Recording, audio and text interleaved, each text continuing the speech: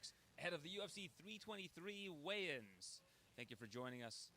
Aaron Bronstetter alongside 7th ranked bantamweight challenger Aiemann Zahabi, and there's big business in the bantamweight division tomorrow night here in Las Vegas with the champ, Merab Dvalishvili, defending his title against Petr Yan in a rematch. Last time around, Merab Dvalishvili won a unanimous decision, attempted 49 takedowns over the course of a 25-minute fight, so roughly 2 per minute, which is just absolutely unheard of. But Aiemann, you've been kind of the talk of the town a little bit here. So before we talk about the main event, Merab Dvalishvili, the champ, mentioned you as a possible future challenger. Of course, we need to see what dominoes fall into place here. He needs to get a win on Saturday. But what was it like to have the champion mention you this week as a future challenger, given your long win streak? Yeah, well, I'm flattered, and I like that he acknowledged my long win streak and how much of a good fighter I am, and he called me a warrior, too, in one of his interviews. So I thought that was great, and I'm excited to face him, you know, for someone who shoots 50 times in 5 rounds, it's pretty incredible. But I feel like I could be the guy to stuff those takedowns and finish him on the feet. For as good as he is, you know, he gets hurt in his fights. And if you watch his Corey Sandhagen fight, he hurts Corey in round 2, and Corey was able to muster back, hurting Merab in round 5. You know, so it doesn't take a lot of hits to get Merab on skates. So it's possible that if you fend off the takedowns just enough and you have land enough strikes, you can put him out. Absolutely, and I was happy to hear him mention you by name because he's looking for fresh challengers. This is the second rematch of his title reign so far. He had the rematch with O'Malley, and now, of course, the rematch with Yan. So he's looking for fresh challengers. And, of course, with your win streak right now, one of the top win streaks in the history of the bantamweight division, you certainly have put yourself in a great position. Yeah, and if you look at my takedown defense rate, I have very high success in defending takedowns. Like, you don't see me much on my back. You know, I think I've been on my back for, like, less than a minute in the UFC. So I think I bring also a unique style when it comes to striking. You know, I don't have a style that you see many other guys implement, and I think my defensive structure and my stance will help me prevent the takedowns and land the strikes that I need. All right, well, let's shift away from the future of course, and talk about the present. The main event, Merab Dvalishvili against Petr Yan. First time around, Yan complained of having a shoulder injury, I believe it was, or a hand injury, which affected him. We've seen how good Petr Yan is. He's a former champion. When he came to the UFC, I said, you know, this guy's going to be a future champion. He fulfilled that destiny. But when you look at this rematch, what can he do to make this a different fight? Listen, I think the secret to this fight is obviously not getting taken down. How does he do that? Well, he can't fight Merab in a straight line. He can't just be crashing into Merab nonstop in a straight line, because he's going to be giving him the takedown. You know, I think he's going to have to come in more of a circular approach and, you know, do something a little bit different than he's done in the past. Listen, he defended the takedown quite a bit in the first fight, but if you pay attention to that fight, it's the takedowns against the fence that caused him to get taken down, not the ones in the open. So he's got to stay out in the open of the center of the octagon, and that's going to make it harder for Merab to take him down, in my opinion. What I had mentioned to him when I spoke to him earlier this week is it's almost like magnets. You know, when you have 2 magnets, they stick together, but when you turn them backwards, they pull each other apart. And I feel like he needs to be the opposite side of the magnet and try to keep distance in this fight. Yeah, I agree with you in that sense, because if he gets too close to Merab, Merab's going to shoot. He's going to go for that takedown. But it was interesting yesterday during the press conference, Merab says he's the decision machine. And if this fight goes to decision, Merab is confident that he's going to win the fight by decision. And he's putting the pressure on Yan to come out there and finish Merab. And I think he's doing that to egg him on, to tell him, come get me, so he can set up those takedowns. When you look at Merab, and I mentioned the 49 takedown attempts the first time around, how much did that open up his striking? Because if you're constantly fearing the takedown, Merab is not, you know, the best striker in the division by any means, but because he has that takedown threat, it allows him to find openings in his striking. I think you're absolutely correct. And if you look at the Corey Sandhagen fight, Corey doesn't get rocked that often. And I think it was the threat of the takedown that allowed Merab to open up his striking and land the big punches on Corey in the second round and almost TKO'd him. But, you know, but Corey's somebody who's full of heart. You know, he's a very tough guy, and he was able to come back. And then he made some adjustments, but you're right. It's a double threat. It's a threat of, should I stop the takedown or should I eat the punch? Which one should I do? And I think if I was Petr Yan, Saturday night, I'd rather eat the punch than give up the takedown. And I think he can eat a lot more punches than he can waste time on the ground. Like, he should not be getting stuck on the bottom at all. Like, this should be avoided at all costs. Better to eat a punch than to get taken down by Merab. Well, I mentioned it's big business at bantamweight coming up. We've got some other fights that we're going to talk about later on in the show that are planned for next month. The division's starting to rock and roll a little bit. You don't have anything lined up yet, but we're going to see how things play out over the next little bit, and perhaps you'll have something lined up very soon. Yeah, all the guys are calling me out. They got Sean O'Malley saying he would rather have fought me instead of Song Yadong. And we got Umar Nurmagomedov saying he would have liked to fight me or Figgy. So it's interesting that I'm on everybody's mind. Absolutely. Well, let's shift from the bantamweight division to the scale, which can be a fighter's relief, but can also be a fighter's resignation if they are not on weight. Here's the champ, Merab Dvalishvili, 14 straight wins. He is a -410 favorite against Piotr Yan in the rematch. He's 2 wins away from tying the UFC record held by Islam Makhachev and Anderson Silva for the longest consecutive win streak. Defeated Piotr Yan in March of 2023. The champ is 135, the official weight for the champ, Merab Dvalishvili. With Corey Sandhagen, so credit to him. Always a professional, has never missed weight. You know, I was worried because I think it's his 4th weight cut of the year, and he looked tired this week. He doesn't right now. He's full of life now. Yeah, certainly doesn't look tired right now. Next fighter to weigh in this morning, the other champ around whom the fight card was built, the undisputed flyweight king, the cannibal Alexandre Pantoja. Here's Alexandre Pantoja with an 8-fight win streak of his own, 2nd longest in flyweight history behind the great Demetrius Johnson, making his 5th title defense tomorrow night. 125, the official weight for the champion Alexandre Pantoja. He is the winningest flyweight in history with 14 wins and the most finishes in flyweight history with 8. So quite the resume. Competing in a middleweight prelim, Mansour Abdul Malik. And here's Mansour Abdul Malik, and this is a fighter who, I think the biggest favorite on the card. yeah, he just eats, sleeps, and drinks fighting, from what I understand. He's Yeah. 8-0-1. Last fight was a draw against Cody Brundage. And he's the biggest favorite, like you mentioned on the card, a -1,300 favorite, and has never had a fight go the distance. Never, wow. Yeah, 185.5, the official weight for Mansour Abdul Malik. this is one of the top prospects in the middleweight division, certainly one to watch, and that is why he's such a big favorite in this fight against Antonio Tricoli. All right, next man to the scale, competing in a lightweight prelim on FX and ESPN2, Nazim Sadikov. Here's Nazim Sadikov out of Azerbaijan.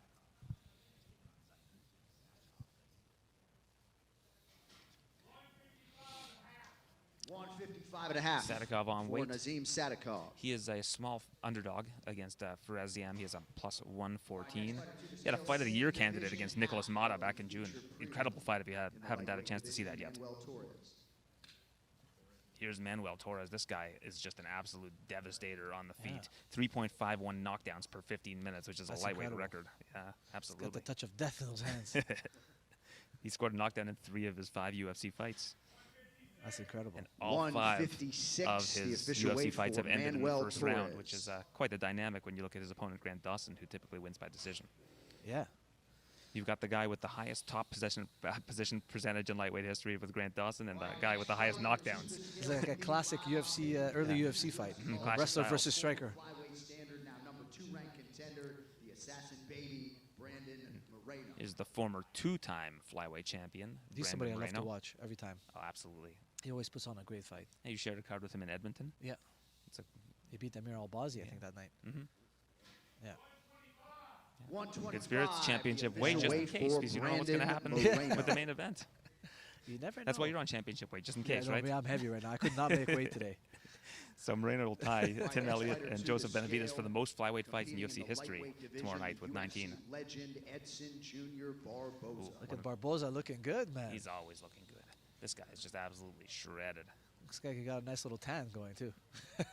He's welcoming Jalen Turner back to the UFC, who retired back in March and has decided to renege on that retirement. Have you asked him about the retirement Yeah, decision? What did he say? We spoke. He just said that he felt God was calling him 155 and a back. half, the Okay, official great. weight for Edson So Barboza. Barboza, the second most knockdowns among active lightweights right now behind Michael Johnson. And returned to lightweight this year after going 3-3 at featherweight. Lost a close fight to Drakkar Klose in August, no pun intended. This is Iwo Barnevsky. Yep.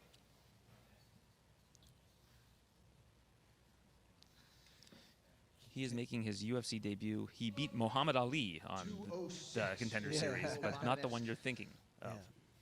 6-0 He's Polish out as of well, right? He's got Warsaw, that Polish Poland. power, right? Yep, legendary Polish power. Yeah, All right, next legendary athlete Polish to power. the stage, charged with kicking off the pay-per-view main card. And- the number Oh. 5 And ranked speaking of light legendary heavyweight Polish power, contender Unk season, and Jan Blachowicz out here, undisputed champion, looking the good for legend, 42. Yeah. Incredible. Blachowicz. The most wins among active light heavyweights with 12, tied with Magomed Ankalaev, and the most fights among active light heavyweights with 21.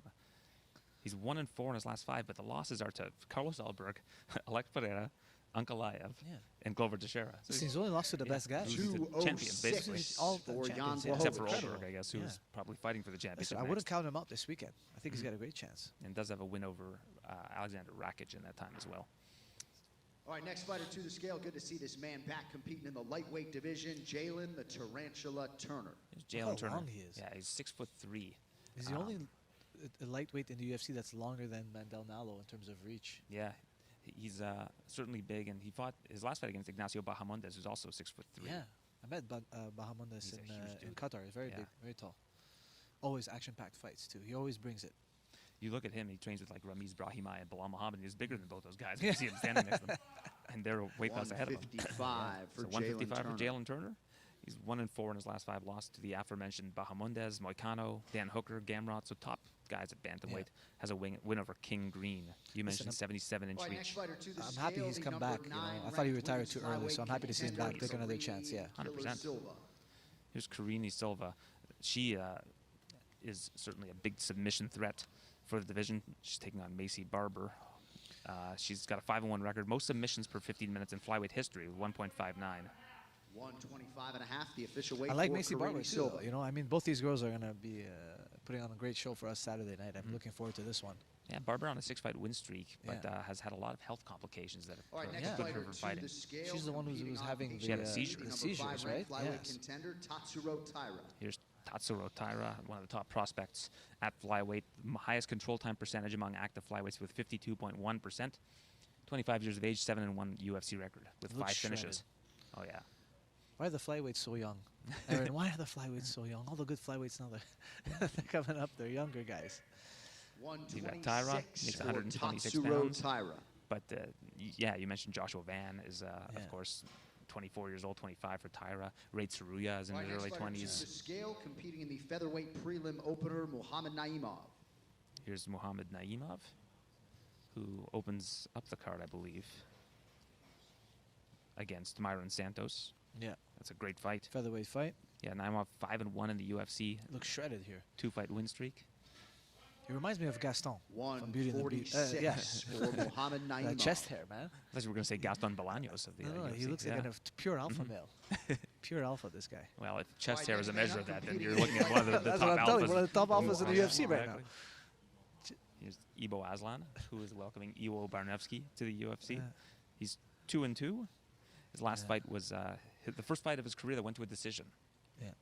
He was saying in one of his interviews he's going to show them Turkish power. Turkish power. Okay. Turkish power. Turkish man. delight. Yeah, that's what he's going to show us this 205 Saturday. and a half for Ivo He's very Aslan. confident that he can knock out his opponent. So that's 205.5. He's a plus 154 underdog against Barnevsky. All right, next gentleman to the scale, the number 13 ranked lightweight contender, the other half of the featured prelim, Grant Dawson. Grant Dawson, like you said earlier, a great wrestler. Yeah, the highest control time percentage among active lightweights and second most ever behind Gregor Gillespie. 11-1 with 1 draw. Great UFC record. Yes. He was saying, I saw him talking about how like he thinks the reason why other top lightweights don't fight him is because he has 100,000 followers less than all of them. Well, he's got You more know, I don't takedowns know. than all of them too. Yeah, but I don't know if followers really should make a difference whether or not you get a chance at the top guys. Yeah, You know, I it should agree. be a merit-based as much as possible, you know.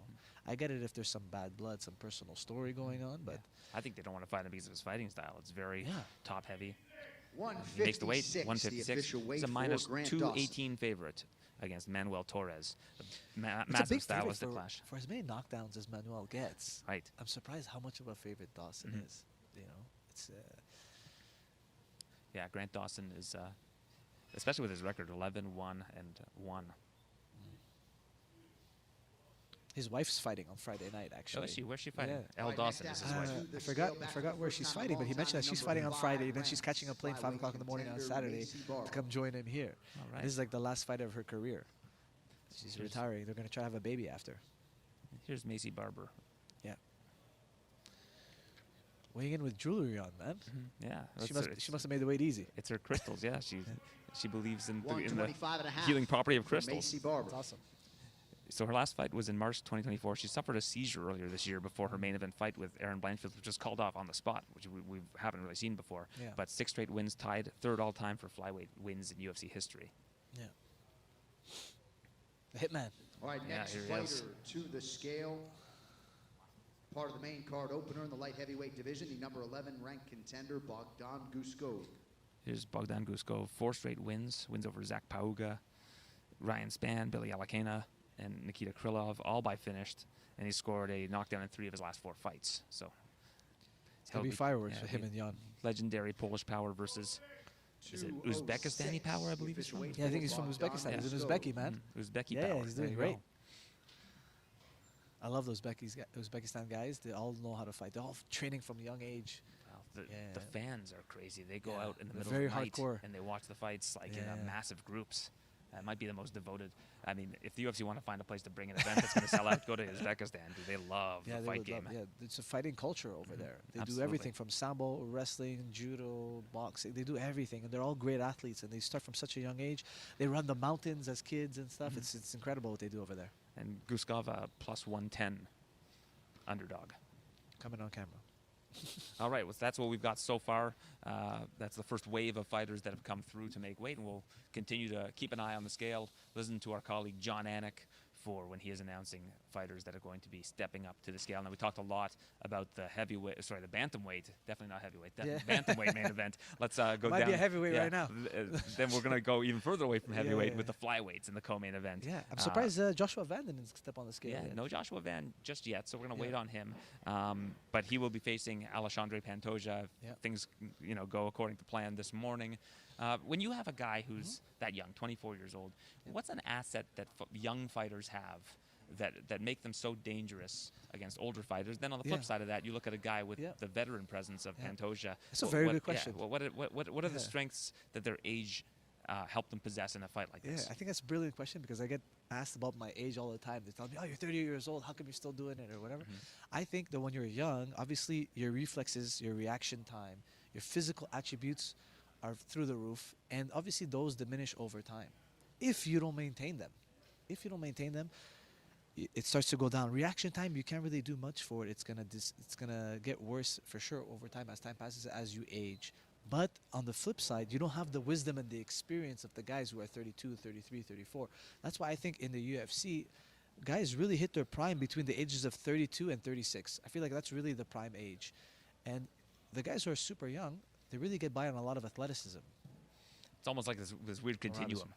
But before we talk about the weird continuum, let's talk about the bantamweight champion of the world who will be joining us right now, Merab the Machine Dvalishvili, who looked great on the scales The this bantamweight morning. goat in the house. How are you doing, brother? Very good. Good. Come here in the middle, sir.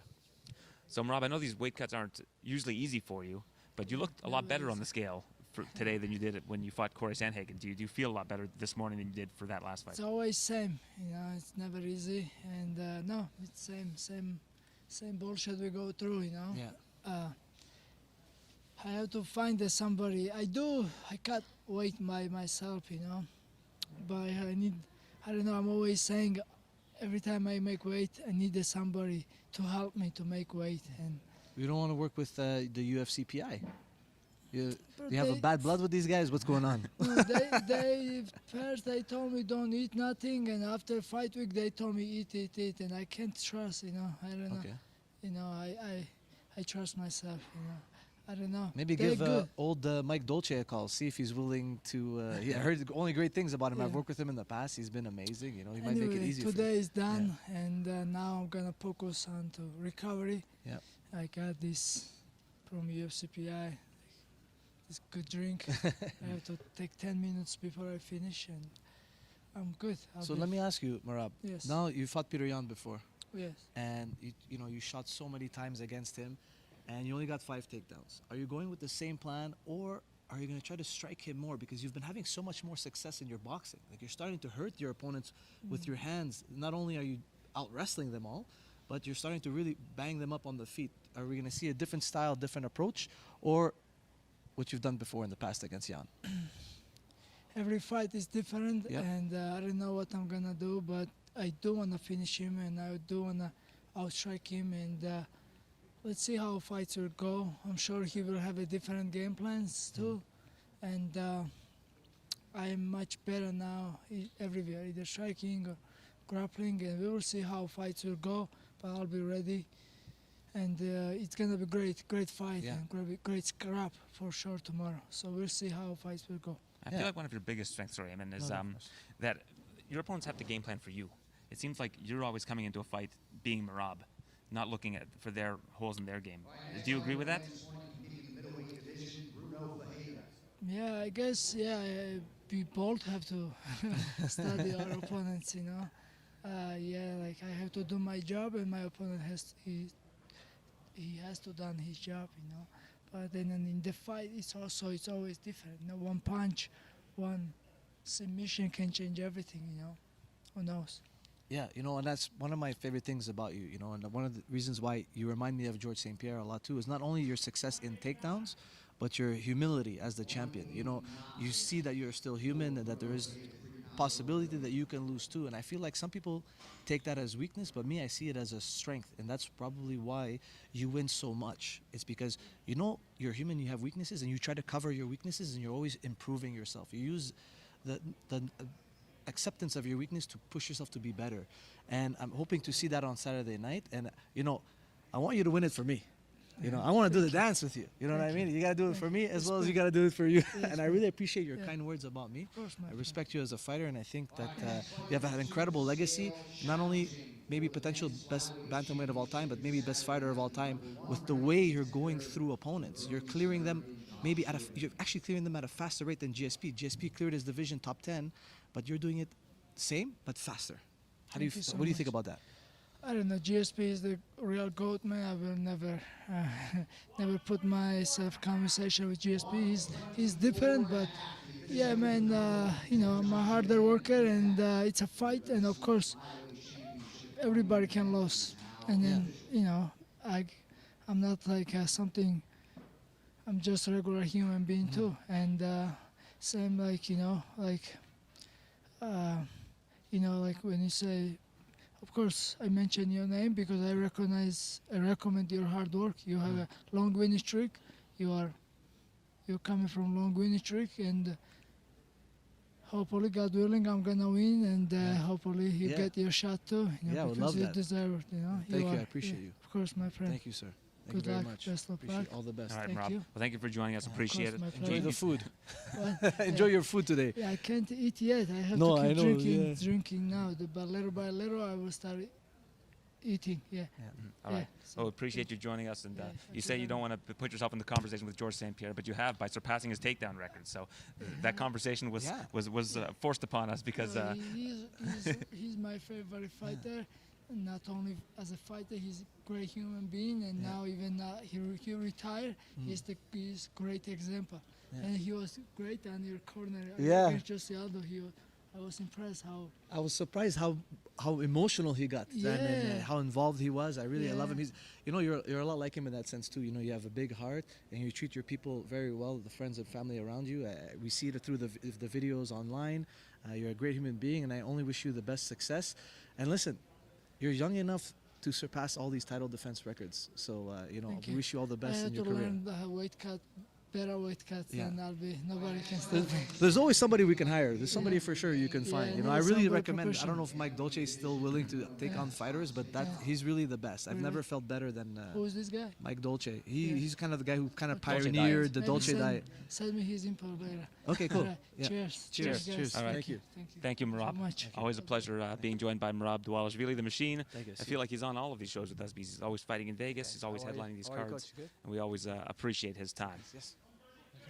What's up, brother? So just a quick update before our next guest, Thank you, man. Nazim Appreciate it. Sadikov, joins Nice to us. see you too. Joshua Van made weight 124.5 pounds. We just saw Peyton Talbot make weight. And Bruno Ferreira missed weight. I believe it was 189 pounds. So now we've got Nazim Sadikov joining us. I'm fantastic. Thank you. Here, why not give you this to speak into? Looking forward to your fight for Reziam. This is somebody who I guess your teammate Matt Frivola says it's revenge season. Yeah. just about. That knockout replays in my head, so it's extra fuel in camp. You look like you're full of energy for someone who just cut weight. Listen, You I'm look happy. Incredible. I got off the scale. I'm having my rehydration shakes. I'm happy. Yeah, I feel like you seem like you have like a huge sense of gratitude for being here for Fight Week. Of course. For me, that's what carries me through the weight cut as well. And like, what is it about fighting that, you enjoy so much about it? Like, what is it what's the X factor about that? This is what you want to do. Listen, this is a grind sport. Yeah. Everything about it is hard, from the weight cuts to the fights to hard rounds, hard exchanges, all of that. You're familiar with it. Course, and I just know that this is temporary, and every brick you lay is the foundation to your empire. So every single weight cut, every single fight week, all of these interviews, it all is a brick laid in your empire. So, I'm happy, man. I'm just building my legacy, and it's interview by interview, weigh-in by weigh-in, fight by fight. So I'm grateful to be here. Yeah, of course. I feel like it's a great perspective to have, because also the more pain you go through for anything, the sweeter it tastes when you get the win. Of So course. all the bricks you're laying, I feel like that's a great analogy, right? And then you're going to have this beautiful house after when you win on Saturday. Of course. And what would you think is your path to victory in this fight this Saturday? Of course, it's closing the distance, the footwork, the angles. I think he's going to see a lot of things not coming, a lot of things he won't be expecting. The takedowns will be there as well. When they open up, they will be there. So I'm fully prepared for this fight, top to bottom. So expect beautiful violence, expect fireworks. Yeah, that's what we love to hear. That's what we love to see. And when you get on top of a guy, is there like a favorite submission of yours or not? Or do you just want to focus on ground and pounding the guy? Or do you just take whatever is given to you? I always look. Yeah, I always look to inflict damage, but the arm triangle, the rear naked choke, taking the back. Those have been my the submissions I favored in training recently. Yeah, that's amazing. We just saw your opponent make weight, 126 pounds. So are you relieved to see that fight's going to go on as planned? Let's do it. Let's rock and roll. I want to ask you about your last fight against Nicholas Mata, a contender for Fight of the Year. What's it like to be in a fight like that? Like mentally, what's going through your mind in such an up and down roller coaster of a fight where it's really a kill or be killed situation? I couldn't lose in front of my people. That's what was going through my mind. I just couldn't do it. I know the feeling. It was tough. Yeah, I know the feeling. But I just couldn't do it. I couldn't lose in front of my people. I had to dig deep. Dangerous moments, dangerous situations, but nonetheless, we got the victory, got the finish. That's what's important. What was the self-talk when things weren't going well in the fight? Did you have a moment of dialogue, or were you just surviving and getting to the next thing? It was like, oh crap, the referee's taking over. He's having a look, he's there, he's hovering. Also getting a little angry, a little bit pissed off. Like this happening here, damn it, But anywhere it happens, it's going to be the same reactions, So. The first card ever in Baku, Azerbaijan, and you have to represent. You're one of the few guys from Azerbaijani fighters on the card. Absolutely. But how much more did people love you that you kind of went through the hardship of it? No, I feel it was like an explosion. It's an explosion, right? Yeah. It was an explosion. It was crazy. I felt like a rock star, man. Yeah, for once you've had that experience where you've come back in the fight to win, like how can you fear another fight? How can you fear something going bad in the fight? It doesn't matter, because if you believe that you can get out, the rewards are only better. All my fights have been that way too. I've fought some tough guys. I fought, this fight, last fight, the fight before that. All the guys I'm fighting, they're young, hungry, explosive, all trying to come in and prove something. So, like, it's always facing some sort of adversity. You're not going to come into the UFC, fight the best fighters in the world, and then just, it's going to be a walk in the park. Sometimes you might have that night, but you can never expect it. Yeah. After getting dropped the last two fights, I'm hoping to win the next one very easy. Like I'm tired of coming back. Like, it's, let me just. I know, but we're in the same boat, bro. We're in the same boat. Trust me. Well, I'll tell you, if your next opponent's Murad, it might not be that easy. Yeah, it's not going to be easy. Not gonna be that easy. Hopefully. Anyways, Nazim, appreciate you joining us. Real pleasure to have you. Thank you, gentlemen. Best of luck against Faraz. Thank you, gentlemen. Thank you. The interview. All right, awesome. Nazim Sadikov, always a All the pleasure best this weekend, man. catching up with you, heading into a fight. All right. So we're going to get some updates on where we're at in terms of these weigh-ins. I saw that, of course, Faraz Ziam, his opponent, has made weight. I'm not sure how many more fighters we're waiting on, so we'll get you that information when we can. But I missed it. Was Peyton Talbot up there? Did he make weight? Peyton Talbot made weight. Perfect. Yeah. So no one's missed weight. No, only Bruno Ferreira. Yeah, he missed by 3 pounds. Yeah, bad. 189 pounds for Bruno Ferreira. Bruno Ferreira missed by 3 pounds. Yeah, I missed so it while we were talking. His opponent, Marvin Vittori, yet to weigh in as well. So we're okay, gonna so wait he on might that. be off too, right? We never know.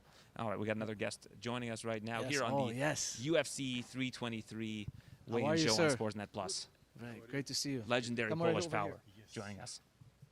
We had two Polish fighters weighing in back-to-back with yourself and Bernowski. But here you are. You've had an incredible career, one of the light heavyweight leaders in a lot of different categories. Yep. But Bogdan Guskov, tell me about this opponent and why this is a fight that is really meaningful to you. Because I like fighting. I'm a warrior. I'm here to fight, not choose opponent. They send me contract with Guskov, and I say, okay, no problem. The time is perfect for me. Yeah. So I'm happy. He is, young guy, new blood in the UFC, in the division. Strong guy, good striking. So I'm happy. I wanted to ask you, me, I'm 38 years old. Every time I do an interview before my fights, they always tell me, how come you're still fighting at 38? But you're 42 and you're making it look good. Tell me, what advantages does being 42 have over this opponent that you have now? Yeah, you have to believe in yourself and fight good way how to train in this age. Yeah. And I found it. Yeah, that's great. Sometimes I bring up to the people that Bernard Hopkins won the belt at 48 years old, and there's so many great fighters. If you know how to train, you can keep your body fresh enough to fight. Everybody know how to train hard. Yes. It's not a problem. Yeah. You need to train smart. Yeah, training hard is easy. Yeah, it's easy. Exactly. It's training smart that's the tough one. Exactly. Yeah. But this is different. Now when I'm 42, I need to train much smarter. And let me ask you, do you think the power is any different? It's the same. For me, I feel like 38, still same power, no difference.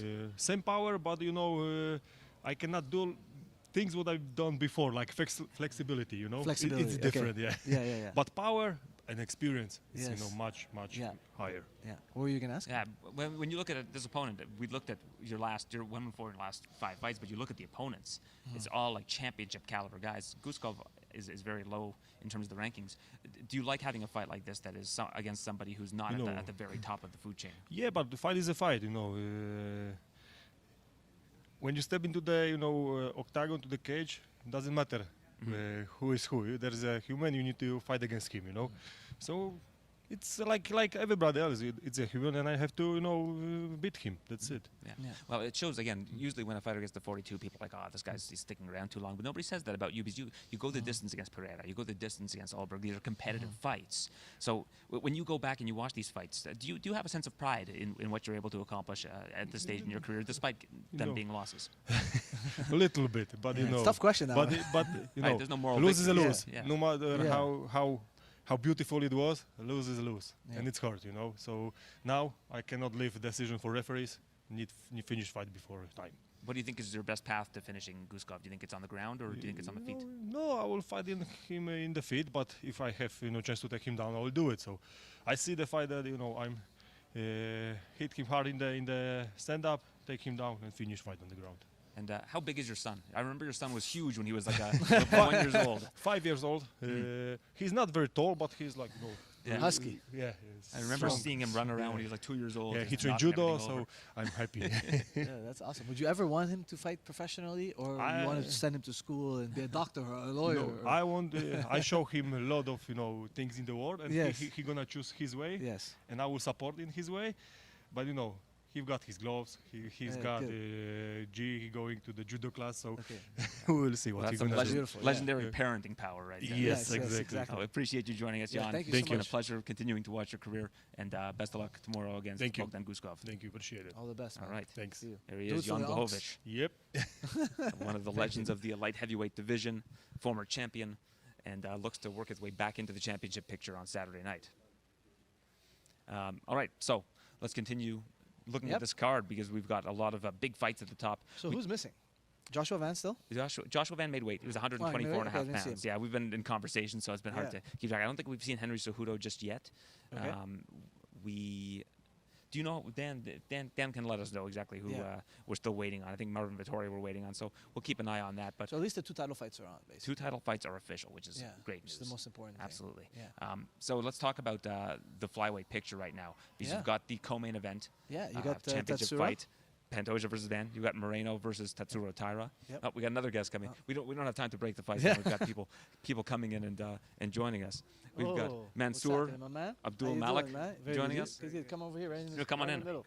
Pleasure. So I spoke to somebody yesterday, and from what I understand, all you do is train and then go home and watch fights. I don't know if you play the video game, but this is all you're thinking about. Here, come closer.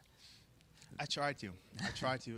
Maybe hop on the video game every once in a while, but I swear this is everything I want to do. Like, there's nothing else that I want to do, and this is how it's supposed to be. No one can shame me and tell me that this is wrong, because this is it. I'm in the UFC. I'm a young 28-year-old man. I don't have any children yet.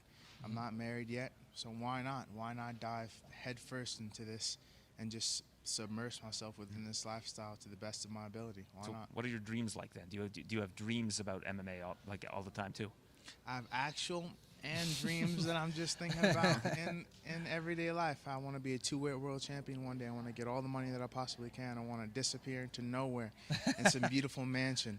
And then I'm having dreams 24/7 when I'm asleep as well. I'm having dreams of technique, of sequences, of prior training sessions, of future training sessions. I just know that my entire life is based on this, but then also I don't want to attach it to my personality too. I know that I'm my own person even without this. Well, people say balance is important, but it doesn't matter to you? do you I mean, find balance with something else? Balance is a weird thing too, right? Because like you need to be committed to be the best, and like all your fights are, you finish them, and you're minus 1,300 favorite here tonight, so like, but you also have to have a good network of support, because there are going to be times where you're going to be tested, and you may lose at some point. I'm not saying you're losing this weekend, but and you need to have a good network of people to help support you and bring you back up, right? Absolutely. And also having faith in whatever you believe in. But you're such a big favorite this weekend. Does that get to your head at all? Does that play? And then like, oh, this is an easy fight, or do you not care about the odds whatsoever? I don't open Instagram. I don't open Twitter. you saying I'm the favorite, this is the first time I'm actually hearing that. That stuff doesn't matter to me. I go out and compete every single time that I compete. We start 0-0. I'm 0. He's 0. Yeah. This is a new experience, a new challenge. We both bring new tools to the table, new attributes and skills to a fight. So it's something completely different, and it's something completely foreign, but I've trained in the best ways that I can. I believe that he trained in the best ways that he could have, and now we will see who's better. And are you someone who studies tape? Did you watch the tape on him? Do you have a path to victory specifically made for him, or are you coming with a general plan and you'll solve it as you go? Absolutely. There's a strategy that me and my coaches have come up with months ahead of this, but also when people come into there, they might have a different game plan than they had in previous fights. They might want to exploit something they see within you. So you need to be ready for everything, and in order to be ready for everything, you need to highlight your own attributes while still staying on a strategic game plan for their body type and their body style and the things that they do on a consistent basis. So I'm prepared. Yeah. I love hearing about his mindset. It's really refreshing to hear about, and I'm looking forward to seeing more of your success. Appreciate you joining us, Mansour. Thank you. Thank you so much. Yeah. Thank you, man. Appreciate it. Thank you. Sir. Henry Cejudo has just made weight 136 pounds. Great. Oh, yeah. Thank you. Triple C, making his Thank you, last guys. dance on. Yeah, no, man. Me too, man. Making his You're doing last great. dance on Saturday against Peyton Talbot. So there he is. That's just so refreshing to hear that. That's just so focused on dedicated, on the goal. committed. He wants to be the best. He wants to win 2 belts. That's how he's got to be. Yeah, he's not shy about it, which Not I shy like. about it. And I like the fact that he acknowledges that, like, yes, he's 100% committed, but he does care about his friends and family. He's just trying to build this other life too. He's not going to let a loss crush him. Absolutely. Yeah. Well, let's stay in his division as Marvin Vettori gets on the scale. His opponent has missed weight at 189 pounds. Marvin doesn't seem to be using a box, so likely on weight. He's on weight. 186 pounds. The official weight for Marvin Vettori. Looking to bounce back. Yeah, so we're going to see if they're going to try to force his opponent to cut the weight, or if he's going to take the pay and let the fight go on. I believe he only has until the top of the hour to make the weight. The champions get the extra hour, which is not needed as they all made weight. Yeah, in Las Vegas now it's a 1 hour weigh-in window, and the only time they're going to go into a second hour is if a champion needs more, or challenger for a title needs more time. Yeah, so that's been changed, and they're looking to make that kind of the norm in certain jurisdictions going forward. But we'll see who adopts that and who doesn't. But nice to see Marvin make weight, and we're still waiting on a couple more fighters. And we also have the title challenger in the flyweight division. 124.5 pounds this morning for Joshua Van, as he looks to become the next flyweight champion, the second youngest male champion in, I think, second youngest champion, period, in UFC history. Yes, sir. Damn, I look good. Yeah, not bad. Nice and trim. So how was the weight cut for you? This was one of my easiest weight cut, man. Shout out to my boy Dakota and Micah. They really make it easy for me. And shout out to my coach, Joseph. How's fight week been for you with these championship level commitments? Because it's probably a different level for you fight week being in the spotlight in the co-main event. Yeah, man, it's very different. But then, like I said, man, my two teammates, you know what I mean? They're really helping me out and shit, things and stuff like that. So you know what I mean? This fight week, man, is nothing but fun. Yes. I thought you looked really good in that nice suit you had over there at the press conference. Wait until you see me tomorrow night. Yeah. It'll be a lot better than that. I think we got the same suit sponsors with Suitably. Yes, sir. Yeah. Making you look good, man. Making you look guys. good. Yeah, I also like that you had the glasses on, man. You look cool. You look fly out there. Yes. Tell me, so I've just noticed that you're just having a great time getting ready for this title fight and everything. For Saturday, are you looking to just enjoy the moment and have fun in there? Or are you just where you're going to zone in and be just straight business in the octagon? Or we're going to see you smiling and having fun? It's all business, but at the end of the day, I'm going to have fun in there too. You know what I mean? That's the whole point. If you don't have fun in the process, man, don't even do it. Yeah, that's what I'm saying. So, I feel like it's a good omen that you've been enjoying the entire fight week and everything that's been leading up to it. And I feel like when you fight with a good attitude, good mood on fight day, you can actually be more creative. You know, you've had such amazing striking showings in the last few fights. And, you know, I really feel like that's kind of like your path to victory. Yes, and, you know, every time I have a full camp, nobody ever been touching me. So, you know, I have a full camp this time around. So, we're going to see how that works.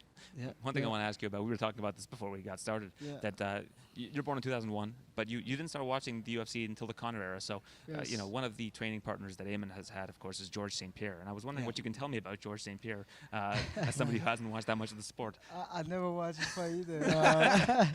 I want to ask you, you're not curious to see how great Demetrius Johnson was? You're not curious? You don't want to take a look at the guy most times? I saw his highlight when he knocked out the Brazilian dude with a knee, the same knee or something. Yeah, the one championship. Yeah.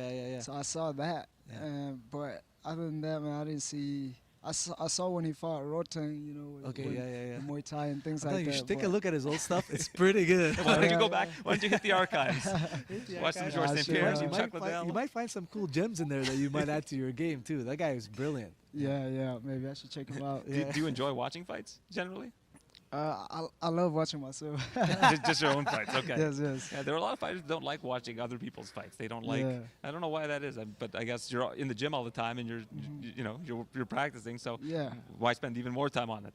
Yeah, it's like when you watch yourself, you know, you can capitalize on what you do wrong and what you do right and things like that. So I'm the type of guys, like, if I do something right, I keep it, and then if something's not working for me, then I just throw it away. You know, just because the coaches show you something doesn't mean like you're gonna use it. You know what I mean? Sometimes it work for you, sometimes it don't. So Do you have a favorite fighter outside of like the flyweight division in the UFC that you liked, or somebody you like to copy a little bit or steal some of their ideas? Somebody like, you know, inspires you in the UFC? Well, the guy that got me to the UFC is Conor. Oh, okay. And the guy that I really watch and, you know, study is Peter Yan. You know what I mean? Yeah. And he's fighting this weekend too. Yes. Cool. Yeah. And I'm very, very excited to see him fight in there. Yeah. You know what I mean? So same style.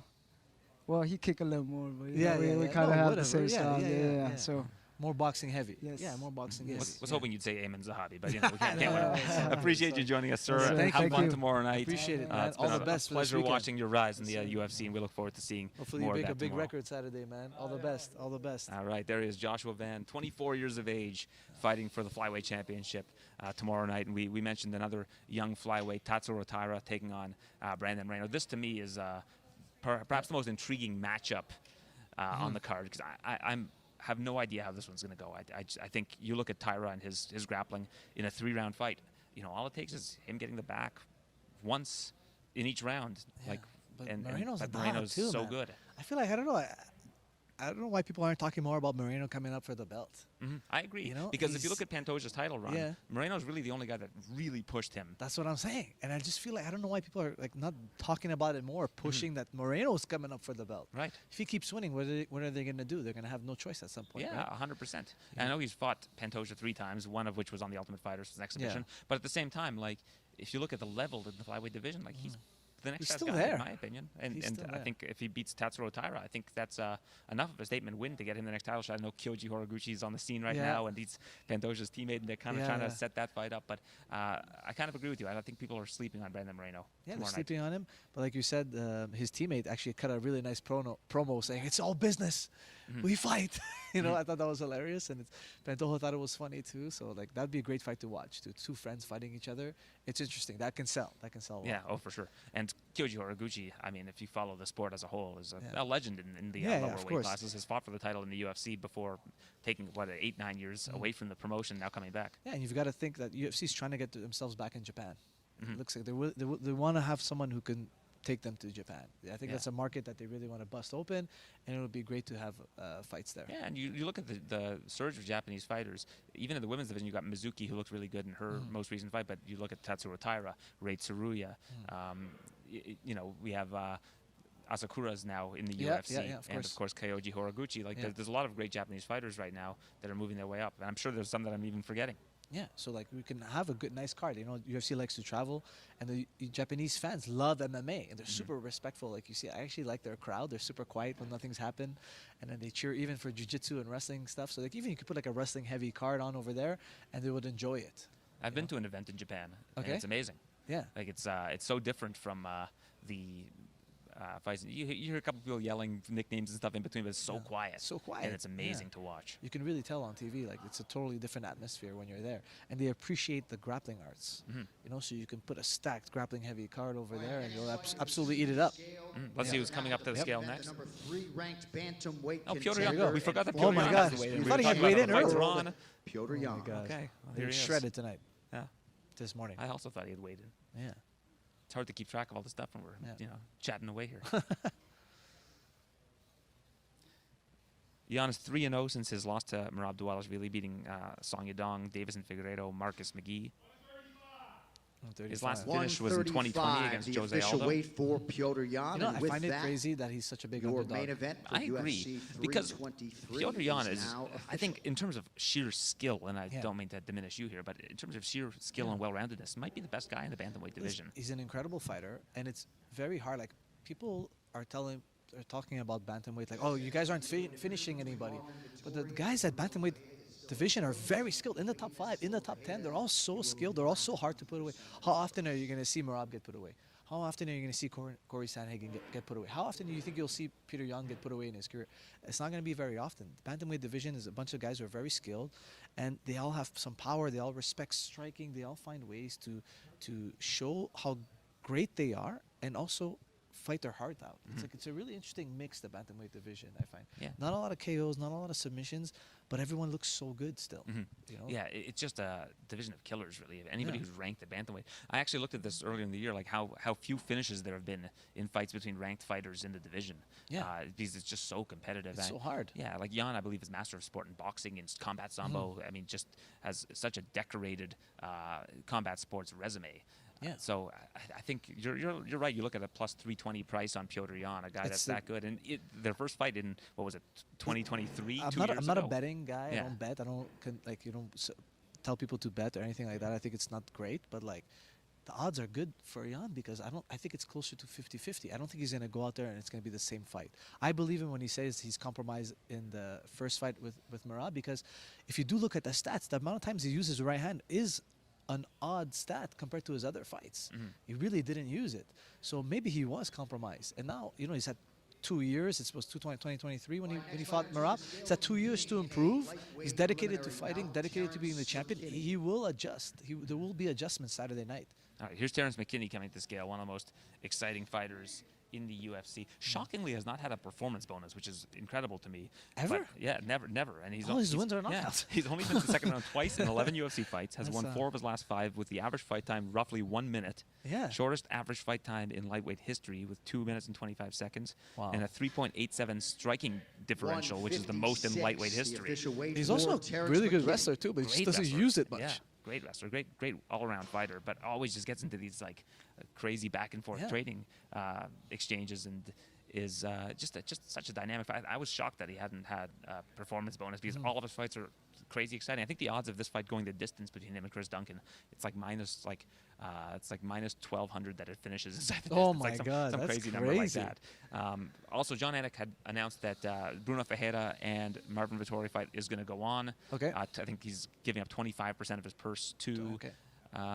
Vittori, so that's where that fight is at. So I don't think that Pereira is going to make another attempt at the weight, but that fight is a go. So that's good news for the prelim After card. my fight with Aldo, he missed weight by so much. I'm kind of like now rooting for my opponents to miss weight so I can just bank the dollars. It'd be nice, just get that little extra cash. It's a nice little bump.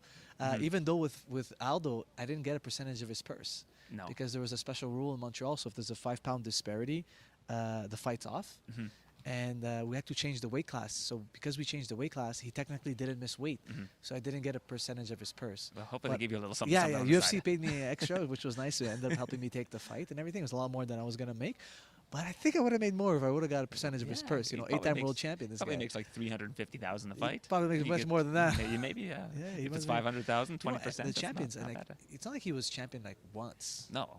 Yeah. He was champions like from WEC days. Like he brought the belt over, right? Yeah. He brought the belt 100%. over. So I'm sure his contract must have been massive, which was yeah, would have been nice. Would have been nice. Yeah. It would have been You nice. never know. You got to get that. Figure out the accounting on that one. And I was really hoping sort Cheeto that was out. like, he lost 2 in a row. Maybe he doesn't want to make weight, get an advantage over me. No, he made weight. Yeah. Made weight, and he dropped me in the fight. trying to figure out if This we're still guy. waiting for anybody. I don't know if Chris Duncan has made weight yet. That's the one I'm trying to remember whether or not he has made weight. I'm looking at this here But too as well. otherwise, I think pretty much Well, the main everybody- card's definitely done. No, Yeah. Henry Cejudo. No, Cejudo made weight. he we made were it? we were Yeah. talking, and he made We're talking too much. 136 pounds. Yeah. Yeah. One cool note about I wanted to mention to you is we didn't get to it yet, but Tricoli, who's fighting Mansour Abdul Malik this year, Yes. placed 6th in the World Series of Poker and won $122,000. Yeah, so multi-sport athlete, poker and Is poker considered a sport? I mean, That's sure. awesome. That's a, crazy. It's a, Multi-sport athlete. I gotta start yeah. figuring out my Poker's life. not like an athletic sport, but it's still it's a It is competition. It's a sport. mindset Yeah, sport. Exactly. While keeping that poker face. Yeah, I was hoping he would come and join us. 'Cause I'd love to ask him about that and find out how what that experience was like, finishing 6th in the World Series of Poker. Yeah, that'd be crazy. I would love to know what it takes to. I never really got poker. I don't know how it works with outsmarting them. You're all just getting random cards, and then Yeah. you gotta outsmart the Yeah. guy somehow. I don't know. And you how it also don't works, know what the yeah. next cards are going to be, so it's Vittor- it's Mar- interesting. All right, Marvin Vittori is going to Marvin join us Vittori's now. coming. We'll ask him about his Yeah, the weight opponent miss? and the weight miss Get for his sure. reaction. But Marvin making Hello, weight sir, like how he are always you? does as a professional. Fuck, that's wasn't easy. I fucking got misweight. Yeah. Yeah. Always like that. Well, he'll get a percentage of his purse. I think they said 25%. Yeah, you're making nothing, but it's okay. Well, good luck. Good job. If I was gonna lose mine, I was gonna be pissed. But yeah, whatever. At least I get the bonus, because if I was gonna miss weight and then I fight of the night or something. And the fight's on, which I think is probably the most important thing to you. Yeah, no, of course, yeah. you No, feel- all good. I made it. Listen, the job is to make the weight, and I did it like always. So. Yeah. Was there any doubt for you taking the fight, or you were gonna take the fight regardless, even though he did miss No, the weight? I always. Yeah, I it's took the- it 20 pounds over with that guy, man. Yeah, with, yeah. Paulo Costa. Oh, yeah, I remember. 20 pounds, man. What is 3 pounds? What is 3 pounds? It's a sip of water. It's a sip yeah, of water. It's nothing. That's one of my favorite interviews I think that we've seen in the sport was you and Paulo and him trying to explain why it was okay for him to be 20 pounds over. because I think because I also didn't know what was going on. He's like, it's your problem. Well, fuck you, man. Yeah. I guess it's mine because I'm that stupid to always accept a fight like that, but anybody else it wouldn't. And yeah, I guess. I just remember He how was cra- incredulous you were. Like, what are you talking about? Yeah, like he was like, well, if you're scared or like if you don't want to fight, it's you. It's on you. Oh yeah, of course. Yeah, you Yeah, just showed yeah, out yeah, 20 yeah, pounds yeah, over. It's no exactly, big yeah. deal, yeah. Well, you experienced this with Jose Aldo. Yeah, He Aldo was missed weight by 10 8 pounds. I took 10 the pounds fight over. anyway. But Oh, there is an yeah. advantage there, man, to sure. to not dehydrating sure. yourself so much, sure. right? Yeah. Fuck, man. My So you- last 3 pounds were hard. Yeah, exactly. My last ones were fucking hard. Like, The last few pounds are the hardest to come off. That's the whole thing, right? And it's how do you feel about the fight guys this let you know how Saturday? much it makes. Yeah. So when you look at this fight, what do you like about this matchup against Bruno? Because he's not a guy that typically goes the distance, but you're somebody who never gets finished. No, I want to finish this fight, actually. I'm back, like, grappling heavy. Okay. And I don't think he has the cardio to stand with me for, like, 3 rounds. And, He didn't have the cardio to make weight. yeah, that also. He lost his skill, like Yeah. we say. Yeah. He's got his first loss of the weekend. No, I think I'm very confident. And, a lot of things I feel like as an athlete came full circle. And I feel good, man. I feel good. I'm much more smarter. I'm not going to go out and brawl and pick him apart. Like, I'm just a better fighter, I think. And just show it, Just show that I'm back, like step by step, but I'll get back to the top and get that belt. I asked Jan Błachowicz this because I think he's in a similar situation as you. Not the best results, but facing the best guys in the division time and time again. Jan Błachowicz. Oh, Błachowicz, yeah. So now that you're fighting somebody who's ranked a little bit lower, is that refreshing for you that you have somebody that you think will help you kind of show where you're at in your game at this stage? Yeah. It's good. It's good to like, you know, show like the difference of level and not always just fighting like the best and like, you know, like, and again, like, man, like even my last fight, I feel like, you know, for obvious reason, I was so emotional. I could have, you know, the fight was very close. I could have got the fight for sure, you know, but it went like that. And the fight before, I never make excuses, but you know, it is true. Like my shoulder wasn't even good, so it's all right though. You know, nothing is lost. I'm still here, and I can get it all back. So start on Saturday. But like you say, when you lose a fight against the top guys, okay, it's always by inches. It's always not a lot. And now you're facing a guy who's a little bit behind you, and like you can really have a great performance and really cement yourself back into this position. And like you gotta shut up all the haters in a sense, and then prove that you belong right back up at the top with these guys. Yeah, a lot of times though, it's easy to get down to their level and just maybe win, but not beautifully. I want to make sure like I just show the difference. I feel like, you know, if you keep your performance high, that you've been having these close fights with these better guys, if you keep that same performance against a guy who's, you know, lower ranked than you, you'll have a standout performance. You know, and it's all within your control, of course. No, for sure. Again, you know, this guy is an up and comer, and you cannot, like, you know, he never underestimate. Never underestimate him either, you know, but. No, for sure. You mentioned the emotions of the last fight. Your brother had passed away shortly before that fight, and you had to go through that. You know, when you have a fight like that, a lot of the catharticness of going through that process, of the grieving process, is put into that fight. Having that fight behind you, was that important for you to have that fight since that happened? It was just something to get me going, you know.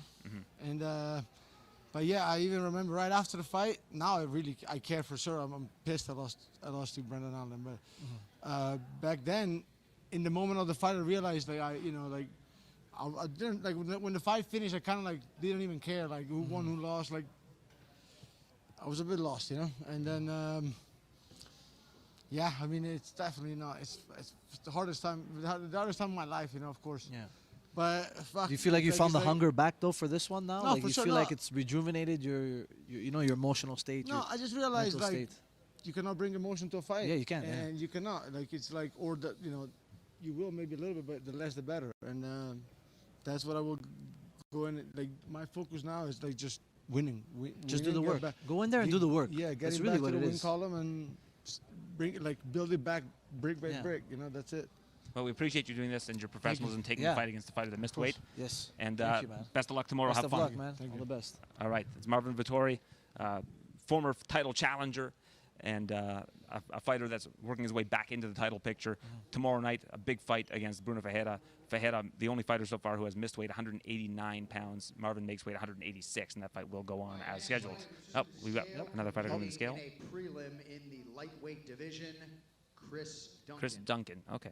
Okay, so there we go. I believe he's the last person to get on the scale today. But no box right now, so that's a good sign. He is a favorite over Terrence McKinney, minus 148. 156, the official weight. You want to take for the Chris picture with the Okay, jewelry? I was like, he's calling hey, for the what's boss, but he happening, made man? it. How you doing, man? All right. You good? Here he Good to is, see you, his man. opponent Yes, sir. for Man, tomorrow you night. just told me something. T-Rex. I was shocked. You never won a bonus. That's crazy. Yeah, You have that's some of crazy. the best fights in here, man. Hey, thank you, man. I can't I'm believe living it. what the UFC stands for. That's what they want. Yeah. Be like Terrence McKinney. Yeah. So how you feeling about this fight this weekend? Oh, man, this is going to be a banger. I think I got the speed, and I know God's with me, and I'm just ready to go out there and do what I do best and try to kill somebody. Yeah, that's great. Yeah, That's what the simple as UFC that. fans always love to see. Yeah. You know, you always get these fights done over so quickly. I feel like he was telling me that the odds of this fight going the distance are like astronomical. It's like almost impossible that it's going to happen. How do you feel like there's a pressure on you now to finish the fights early because you've done it so many times in the past, or you just show up to fight and if it happens, it happens? Yeah, if it happens, it happens. Plus, like, I'm big as hell for lightweight. The reach is good, I'm too. explosive, yeah, and I got a long reach, so. Let's bring Jalen Turner in, and we'll test that out. And I can make reads fast, so like, yeah, God bless me with the skills, and I'm channeling them in, and yeah, we're gonna see a great performance. Yeah, he this blessed week. you with the, I think, really the reaction time. Yeah, the reaction time is Your crazy, decision making in It's- terms of like controlling the distance and the Yeah. reaction and when he throws a punch and when he backs up Yeah. or not. It's incredible, and that's what makes you so dynamic and dangerous. Yes, sir. And also, you have like really good wrestling. Yeah, people don't know. My People don't wrestling know, but is- you can take some of these my guys wrestling's down. way better on the ground. I just like to bang, you know what I mean? Yeah. Is it possible that we're gonna see it this weekend, or are you saving that one for No, another we're fight? gonna see an MMA fight for sure. Okay, great. How relieved were you that he just made weight because he was one of the last guys to get on the scale? I knew he was gonna struggle like I did. We were both big lightweights, so. Yeah. But struggling is no big deal. We all Yeah, struggle, man. This is the hard part, and this is what makes you a demon right here. Yeah, and also kind of like you're in the right weight class if you're struggling a bit. Yeah, if you you're not gotta struggling, struggle, you're you too gotta- small. You're too small. Exactly. We were looking at some of the records you hold in the lightweight division, the shortest average fight time and the biggest strike differential, significant strike differential. What is it about your game that has given you these records? I think being black helps. I'm just kidding. Hey, you can say it, I can't. But yeah, man, I think just wrestling and just having to be on your toes the whole time made my reaction time crazy fast. Do you have fun when you're fighting? Oh fuck yeah. So maybe that's probably what the ingredient is just Yeah, like just you're, have you're fun, in you know there what I and mean? yeah. Because like I said, you guys already know, I already had the worst stuff happen to me. So like now it's just like having fun and just. And you're trying still to stay- here. Trying to, yeah, You know- exactly. I've been through the storm, and like I told you, you can't kill someone who already died. So now Yeah. I could just live now.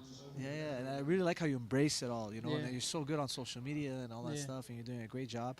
And every time you come out, we know it's going to be an action-packed fight. Yeah. Is there something that you want out of the UFC winning this fight on Saturday? Is there a name in particular you have or a path that you want to have to move up?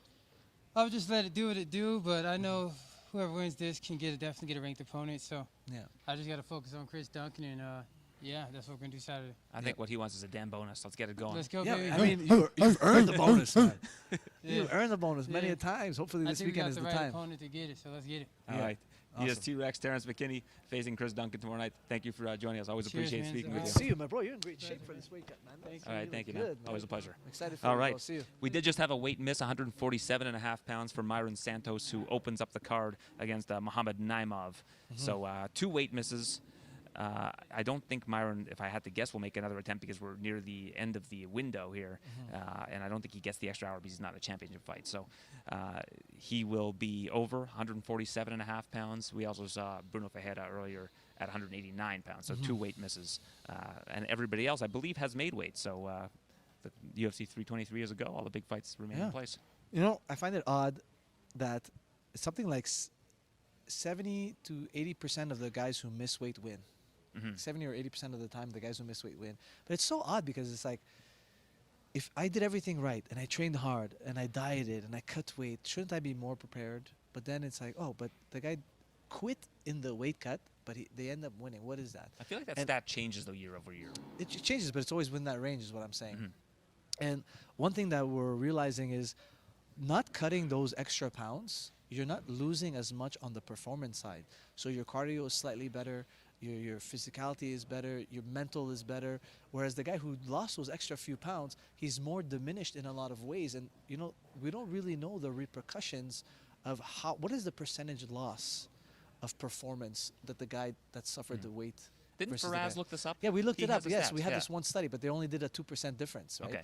So, like, what's the percentage difference of, like, somebody misses weight by 3 pounds at 145? Like, how much performance is that? Is that 18% better performance?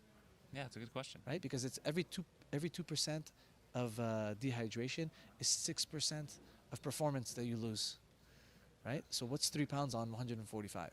Yeah, And right. what percentage is that? Is that 5%? So the guy's going to perform 15% better the next day. Mhm. That's really what it's going to come down to. You know, a lot of times we say, oh, yeah, but he quit on the scale. But, you know, he maybe quit mentally, but physically he might be in an advantage. Absolutely. Well, it's been a very eventful morning here at the UFC Apex. The only weight misses, Myron Santos, 147.5 pounds. Bruno Ferreira, 200. Oh, sorry, not 289 pounds. That would be about 104 That pounds. fight's midweight, off. yeah. That fight's Yeah, off for yeah. sure. 189 pounds for Bruno Ferreira. Eamon, always a pleasure doing this with you. It was nice to see the great exchange you had with the champ, Merab Dvalishvili, and hopefully we'll be here in a couple months without you being my guest host, unfortunately, Yeah. but with you perhaps Fighting, hopefully, yeah. against Merab Dvalishvili, not necessarily in Vegas, but wherever that could end up taking place. Appreciate you for joining us here. This has been the UFC 323 official weigh-in show on Sportsnet Plus. Looking forward to the fights tomorrow night. You can order it on Sportsnet Plus. for the main card, the prelims on Sportsnet Plus and Sportsnet 360.